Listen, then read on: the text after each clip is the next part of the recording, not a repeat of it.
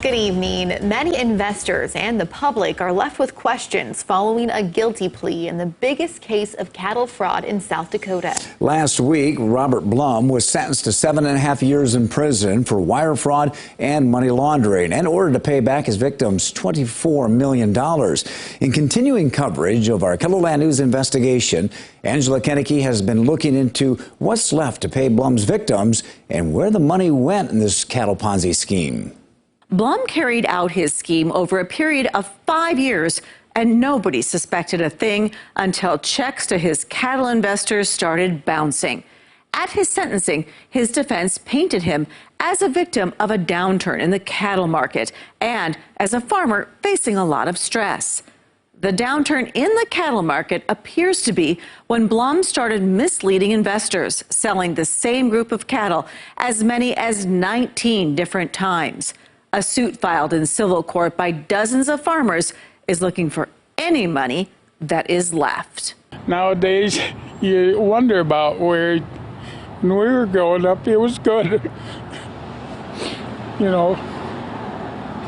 It's that loss of trust. Yeah, yep. According to the IRS Criminal Investigation Division, most Ponzi schemes are carried out by those who you would suspect the least. Typically what we see is that, it's people It could be somebody from work or from church or from a community or neighborhood or family. In the case of Bob Blum, the scheme started in 2015 when the bottom dropped out of the cattle market and the cost of feed skyrocketed. Blum had taken investor money to feed their cattle, but couldn't give them the kind of return he had promised. So he started taking money from new investors for the same group of cattle to pay off earlier investors. It was an investment scheme that worked for a few years, and then they started to get behind, or the returns weren't at the numbers they promised, and then they start breaking the law to cover that up.